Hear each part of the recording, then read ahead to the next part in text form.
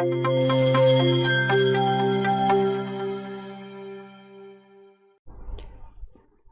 All.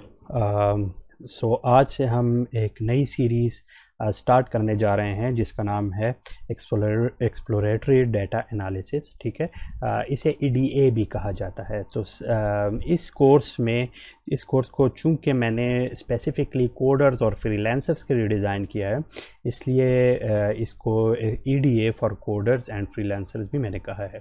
अब इसमें और कन्वेंशनल कोर्सेज़ में क्या फ़र्क है, तो इसमें मैं जो आपके पास EDA की टेक्निक्स हैं उनकी फुल फ्लैज डिप्लॉयमेंट की तरफ हम जाएंगे। प्रोग्रामिंग लैंग्वेजेस में उनको कैसे डिप्लॉय किया जाता है, हम Python as a programming language use करेंगे और इसमें हम देखेंगे कि किस तरह डिप्लॉय किया जाता है। उसकी ज़्यादा डिटेल में जाने की बजाय हम देखेंगे उसके डिप्लॉयमेंट। EDA की ज़रूरत क्यों होती है, तो पिछले लेक्चर में चूंकि हमने डीप लर्निंग टेक्निक्स पढ़ी थी और बहुत सिंप्लीफाइड टेक्निक्स के बाद हम यहाँ पे इस कोर्स की तरफ हमने जंप कर दिया है और इसके बाद हम दोबारा डीप लर्निंग टेक्निक्स की तरफ जाएंगे। ये जो EDA है, अगर आप कोई भी मशीन लर्निंग या डीप लर्निंग प्रोजेक्ट करते हैं तो बेसिकली आपका 80-85% जो काम होता है वो डाटा एनालिसिस के साथ होता है। आपके पास जो डाटा आता है वो डाटा कलेक्शन, उसकी प्री प्रोसेसिंग, उसकी विजुअलाइजेशन, उसकी क्लीनिंग, ये सारी आपके पास आती है EDA के अंदर। सो ये आपके पास 80-90% का ऑलमोस्ट काम होता है। इसके बाद आपने ये सारे इंफॉर्मेशन फीड करनी होती है मॉडल से। तो आपके पास models already deep learning models हैं, machine learning, conventional machine learning model हैं, क्लासिकल मेथड्स हैं। तो आप उनको ये बहुत इजीली प्रोवाइड कर सकते हैं अगर आपके पास डाटा इस तरह ट्रांसफॉर्म्ड है कि वो फिजिबल है आपके मॉडल के लिए। सो ये बहुत इंपॉर्टेंट कोर्स है और इसमें हम मुख्तलिफ़ टेक्निक सीखेंगे, मुख्तलिफ़ पैकेजेस देखेंगे कि किस तरह उनको डिप्लॉय किया जाता है, किस तरह आप उनको यूज़ कर सकते हैं EDA के लिए। सो ये एक बहुत ज़बरदस्त सा एक चार्ट है मेरे पास जिसमें बताया गया है कि एक्सप्लोरेटरी डाटा एनालिसिस में क्या क्या इंक्लूडेड होती हैं चीज़ें। तो data collection, data pre processing, data cleaning और डाटा विजुअलाइजेशन, ये सब मिल के आपके पास EDA बनाती हैं। तो इसमें मुख्तलिफ स्टेप्स होते हैं जो आपने डिप्लॉय करने होते हैं। तो आज ये जो इंट्रोडक्टरी लेक्चर है इसमें हम ये डिस्कस करेंगे कि इस कोर्स में आपने पढ़ना क्या है और कौन कौन से पैकेजेस उन स्पेसिफिक कामों के लिए यूज़ होते हैं जो कि हम यूज़ करेंगे।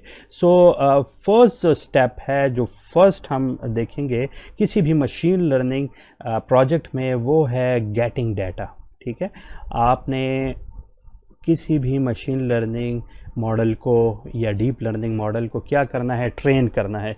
सो उसे ट्रेनिंग के लिए आपने डाटा देना है जिसको उसने फ्यूचर में, अगर सुपरवाइजर लर्निंग है तो उसके साथ आउटपुट भी देने, उसके लेबल्स देने हैं जिसकी बेसिस पे उसने अपने जो पैरामीटर्स हैं उनको ट्यून करना है। अगर अनसुपरवाइज लर्निंग है तो उसकी बेसिस के ऊपर उसने जो हिडन स्ट्रक्चर होता है आपके डाटा का वो उसने फाइंड आउट करना है। तो आप जो भी डाटा आपके पास होता है, तो आप जो डाटा आप हासिल करते हैं वो दो तरह से होता है। या तो आप अपना डाटा सेट बनाते हैं, ठीक है, या आप अपना डाटा सेट बनाते हैं, ठीक है, और या तो आप अवेलेबल डाटा सेट्स को यूज़ करते हैं। जितने आपके पास जो डाटा सेट्स अवेलेबल हैं आप उनको यूज़ कर सकते हैं। तो जब आप अपना डाटा सेट बनाते हैं तो उसके लिए आपको डिफरेंट टूल्स की ज़रूरत होती है, डिफरेंट काम आप करते हैं।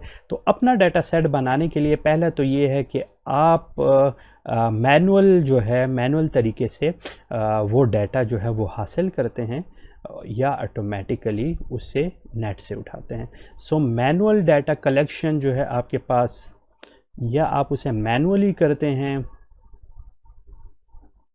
या थ्रू इंटरनेट आप उसे किसी वेबसाइट से हासिल करते हैं। मैनुअल का मतलब ये है कि अगर आपके पास इमेजेस का डाटा सेट है तो आप डिफरेंट इमेजेस के अपने कैमरा से डिफरेंट इमेजेस लेके फिर दोबारा क्या करते हैं, उसको यूज़ करते हैं और दोबारा उन इमेजेस को लेते हैं और फिर उनको अपनी मेमोरी, अपने पास मेमोरी में स्टोर करते हैं, फिर उनके ऊपर डिफरेंट प्रोसेसिंग करते हैं। इंटरनेट के ऊपर आपके पास जो डाटा होता है वो अवेलेबल होता है, सिर्फ आपने जाके डिफरेंट APIs के थ्रू या डिफरेंट पैकेजेस के थ्रू उससे उस वेबसाइट से लेके आना होता है और अपने पास एक्सेल में या कहीं पे स्टोर करना होता है। तो मैनुअली जब भी आप किसी भी डाटा को यूज़ करते हैं तो उसके लिए आपको डिफरेंट टूल्स यूज़ करना होते हैं, जो कि ज़रूरी होते हैं आपकी लेबलिंग के लिए। ठीक है, आपको उस जो आपके पास डाटा है उसको लेबल भी करना होता है, लेबलिंग होती है,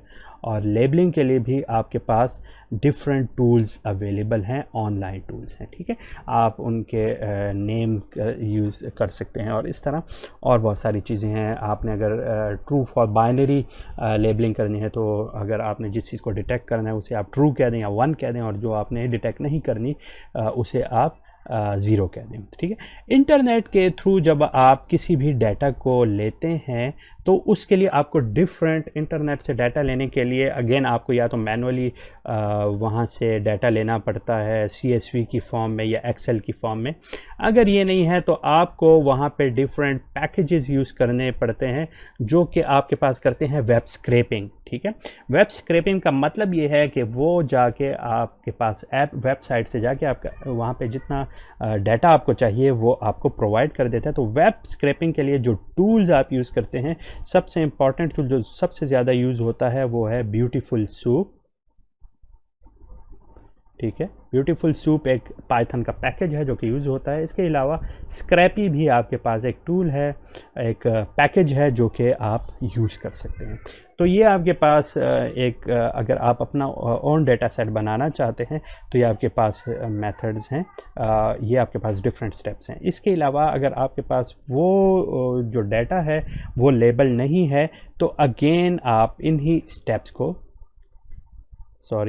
आप इन्हीं स्टेप के थ्रू यहाँ पे जाके, ठीक है, अगेन यहाँ पे आके लेबलिंग टूल्स यूज़ कर सकते हैं। तो ये आपके पास क्या है, एक स्ट्रक्चर है अपना डाटा सेट लेने का।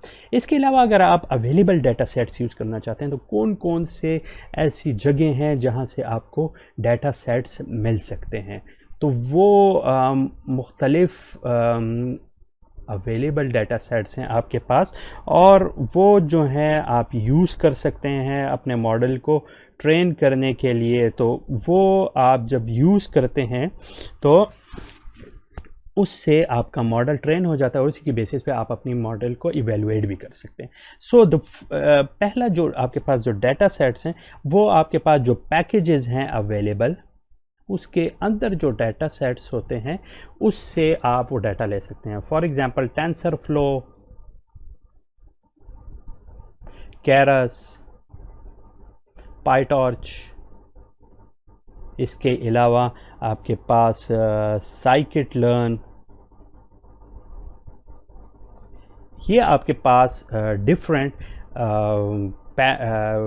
पैकेजेस हैं जो कि आप यूज़ करेंगे मशीन लर्निंग और डीप लर्निंग में। बट इसके अंदर भी बिल्ट इन भी आपके पास मुख्तलिफ डाटा सेट्स अवेलेबल हैं जो कि आप यूज़ कर सकते हैं अपने मॉडल को ट्रेन करने के लिए और फिर उसकी परफॉर्मेंस को इवेलुएट करने के लिए। इसके अलावा एक बहुत इंपॉर्टेंट जो वेबसाइट है वो मैं आपको बताता चलूँ, और उसका नाम है कैगल।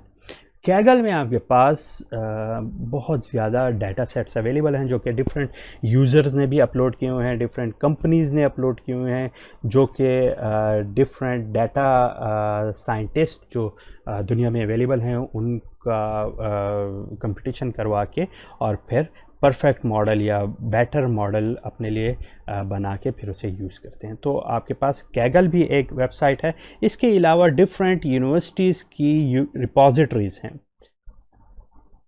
यूनिवर्सिटी रिपोजिटरीज़ हैं या डेटा बेसिस हैं, उनके ऊपर भी आपको डिफरेंट डाटा सेट्स मिल जाएंगे। मुख्तलिफ यूनिवर्सिटीज़ हैं, MIT के साइट्स पे अवेलेबल हैं, UCL की वेबसाइट पे अवेलेबल हैं, इस तरह और बहुत सारी अवेलेबल वेबसाइट्स हैं जो कि आपको डाटा सेट प्रोवाइड करते हैं। गूगल आपको डिफरेंट डाटा सेट प्रोवाइड करता है, ठीक है। इसके अलावा फेसबुक आपको प्रोवाइड करता है डिफरेंट डाटा सेट्स, और माइक्रोसॉफ्ट और इस तरह की बहुत सारी कंपनीज हैं जो कि आपको डाटा सेट्स प्रोवाइड करती हैं। तो डाटा को लेना, डाटा आपके पास होना, ये सबसे इम्पॉर्टेंट और सबसे पहला स्टेप है जो कि आपके पास EDA में यूज़ होता है। जब आपके पास डाटा आ गया तो अब आपने उस डाटा के साथ क्या करना है, उससे आपने जो अवेलेबल आपके पास डाटा है उससे आपने डाटा को एक्सट्रैक्ट करना है। जो भी आपके पास डाटा होगा, चाहे वो आप किसी वेबसाइट से डाउनलोड करें या आपके पास अपना डाटा हो, उससे आपने क्या करना है, उस लोकली अवेलेबल डाटा सेट को, जो लोकली अवेलेबल डाटा सेट है, लोकली अवेलेबल जो आपके पास डाटा सेट है,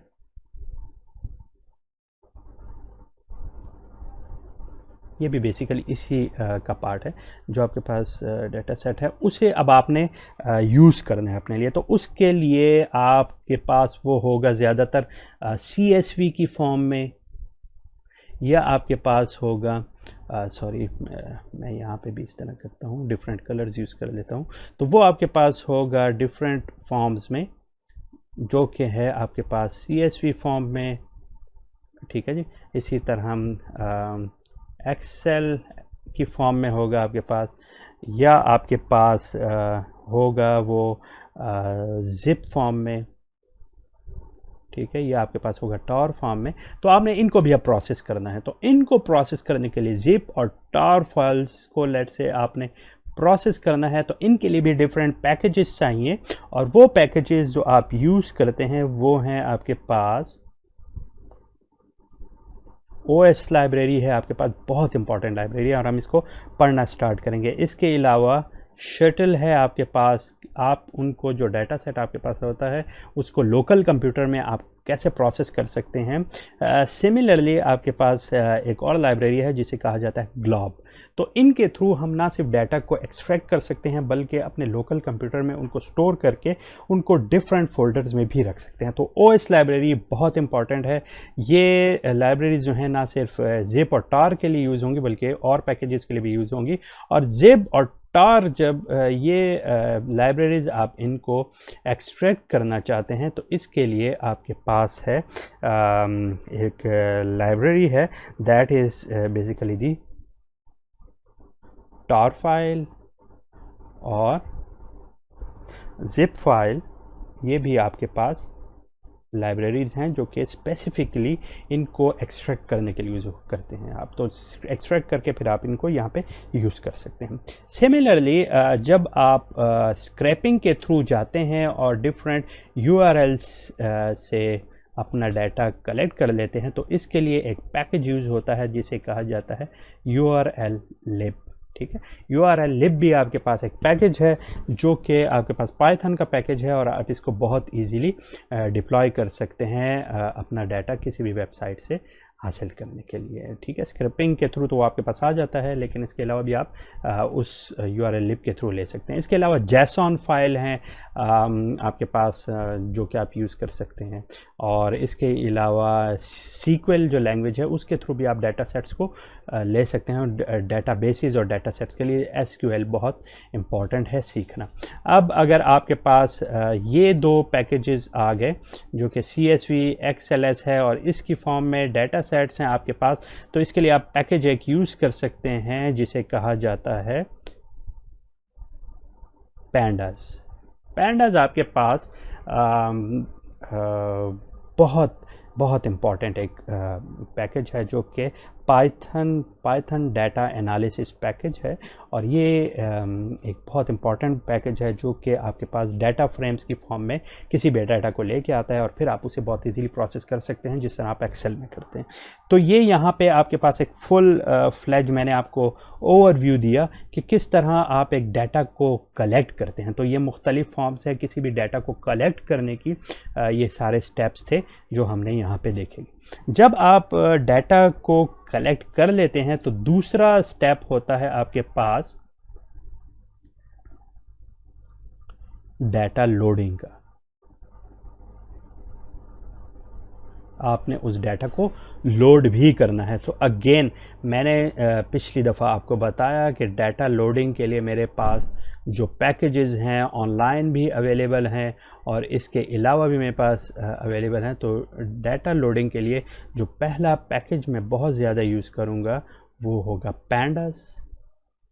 इसके अलावा NumPy बहुत स्ट्रॉन्ग पैकेज है। अगर मैटलैब यूज़र हैं आप तो आपको ये बहुत ज़्यादा सिमिलर लगेगा मैटलैब की तरह। सिमिलरली अगर आप उसे लोड कर रहे हैं और लोकल फाइल में उसे लोड करें तो OS library, again OS library की बहुत ज़्यादा यूज़ है जो हम इसमें अगेन एंड अगेन यूज़ करेंगे। इसके अलावा शटल और ग्लोब, अगेन अगर मैं उनका नाम लूँ तो वो यूज़ करेंगे।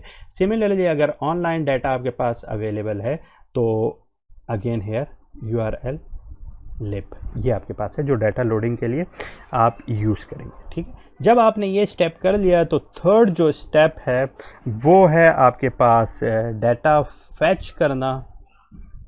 ठीक है, और उससे उसकी क्विक लुक देखना। ठीक है, क्विक लुक या विजुअलाइज करना, ये भी बहुत इंपॉर्टेंट एक स्टेप है जो कि EDA में यूज़ होता है। और इसमें जो पैकेजेस यूज़ होते हैं वो भी बहुत इंपॉर्टेंट हैं। और जो पहला पैकेज जो सबसे इम्पॉर्टेंट पैकेज यूज़ होता है उसे कहा जाता है मैटप्लॉटलिब। ठीक है जी, मैटप्लॉटलिब जो है वो सबसे ज़्यादा यूज़ होता है इन पैकेजेस को किसी भी डाटा को विजुअलाइज करने के लिए। इसके अलावा एक और पैकेज है जिसे कहा जाता है सीबॉर्न, तो सीबॉर्न को भी यूज़ कर सकते हैं। इसके अलावा डाटा एनालिसिस के लिए हमारे पास एक्सेल भी है अवेलेबल है। इसके अलावा हम और बहुत सारी चीज़ें यूज़ कर सकते हैं। और जो आपके पास पैंडास जो अवेलेबल है, पैंडास को भी आप डाटा विजुअलाइजेशन के लिए यूज़ कर सकते हैं। इसके अलावा माइक्रोसॉफ्ट ने डिफरेंट पैकेजेस मुतारिफ़ कराए हैं और उनमें से एक जो उनमें से जो एक पैकेज है जो कि मैं भी यूज़ करता हूँ वो है माइक्रोसॉफ्ट पावर ऑटोमेट, और इस तरह के और बहुत सारे पैकेजेस हैं जो कि मैं भी डिप्लॉय कर रहा हूँ। सो आपके पास यहाँ पे ये जो पैकेजेस हैं ये आप विजुअलाइजेशन के लिए यूज़ कर सकते हैं। जब आपने ये सारा स्टेप हो गया तो इसके बाद जो नेक्स्ट स्टेप है आपका वो है किसी भी डाटा को, मैं थोड़ा डाउनलोड आ जाता हूँ। उसके अलावा आपके पास जो डाटा अब आ गया, अब आपको पता है कि उसकी वो फिजिबल है या नहीं है, तो आपने उसे टेस्ट, ट्रेन और वैलिडेशन डाटा,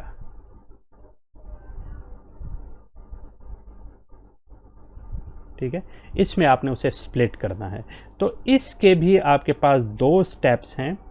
एक तो आप उसे मैनुअली भी कर सकते हैं। ठीक है, आप उसे मैनुअली भी कर सकते हैं by using different libraries. Similarly automatically भी आप पैकेजेस के थ्रू भी कर सकते हैं। डिफरेंट पैकेजेस में ये अवेलेबल है। सो जब आपके पास डाटा सेट आ जाए तो मैनुअली आप जब उसे प्रोसेस करेंगे तो अगेन जो आपके पास पैकेजेस यूज़ हो सकते हैं वो हैं NumPy, पैंडास और इसके अलावा SciPy जो है वो भी यूज़ कर सकते हैं। जो पैकेजेस की फॉर्म में आपके पास होते हैं, तो पैकेजेस की फॉर्म में आपके पास डिफरेंट पैकेजेस हैं, जिस तरह है scikit-learn। इसके अंदर ट्रेन टेस्ट स्प्लिट के अपना मॉड्यूल है जो कि आप यूज़ कर सकते हैं। इसके अलावा टेंसरफ्लो को भी यूज़ कर सकते हैं आप ट्रेन टेस्ट स्प्लिटिंग के लिए, ठीक है। तो ये आपके पास 4 स्टेप था, और जो 5th स्टेप है वो मेरे पास बहुत इंपॉर्टेंट स्टेप है, और वो है डाटा क्लीनिंग का, ठीक है। जो 5th स्टेप है वो है मेरे पास डाटा क्लीनिंग का। अब आपके पास जो डाटा अवेलेबल होता है वो उसमें मुख्तलिफ़ किस्म के आपके पास जो डाटा अवेलेबल होता है उसमें बहुत सारी मिसिंग वैल्यूज़ भी होती हैं, ठीक है। तो आपने डाटा को क्लीन जो करना है उसके डिफरेंट फॉर्म्स हैं यहाँ पे, या तो आपके पास है यहाँ पे मिसिंग डाटा है, ठीक है, या आपके पास जो है कोई वैल्यूज़ हैं जिनको NaN वैल्यूज़ भी कहा जाता है। ये जो होती हैं ये वैल्यूज़ आपके पास रिक्वायर्ड नहीं होती। और तीसरा ऐसा डाटा कि जो सिर्फ आपके डाटा सेट्स में अवेलेबल है, लेकिन उसका कोई भी हिस्सा नहीं है, कोई काम वो आपके पास डाटा एनालिसिस में नहीं एज सच कर रहा, जो कि आप मुख्तलिफ फंक्शंस के थ्रू भी फाइंड कर सकते हैं, और उसे कहा जाता है अनकोरिलेटेड डाटा, ठीक है। तो अनकोरिलेटेड डाटा जो होता है आपके पास, उससे आपने ड्रॉप करना होता है, उसे आपने रिमूव करना होता है। तो इसके लिए भी आपके पास डिफरेंट पैकेजेस हैं, और सबसे इम्पॉर्टेंट पैकेज जो यहाँ पे यूज़ होता है इन सब के लिए, उसे कहा जाता है scikit-learn, ठीक है। ये पैकेज है जो कि इन तमाम स्टेप्स के लिए बहुत इंपॉर्टेंट है और यूज़ किया जाता है सबसे ज़्यादा, ठीक है। जब डाटा आपके पास क्लीनिंग स्टेप होता है, इसके बाद आपके पास इनकोडिंग स्टेप भी एक आ जाता है, जिसमें आपने क्या करना होता है। इसके बाद जो सेकंड स्टेप है वो है आपके पास इनकोडिंग, ठीक है। 6 इनकोडिंग है। आपके पास डिफरेंट कैटेगरीज होती हैं। नॉन न्यूमेरिक डाटा होता है,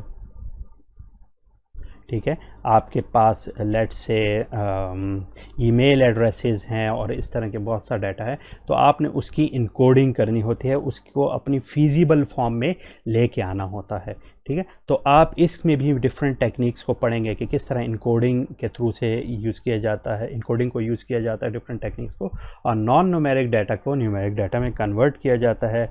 7th जो है फीचर इंजीनियरिंग है, फीचर इंजीनियरिंग। तो फीचर इंजीनियरिंग में आपके पास जो डाटा होता है इसके आपको डिफरेंट फीचर्स देखने पड़ते हैं, और आपको देखना पड़ता है कि इसके कौन कौन से फीचर्स हैं जो कि मेरे पास हाईली कोरिलेटेड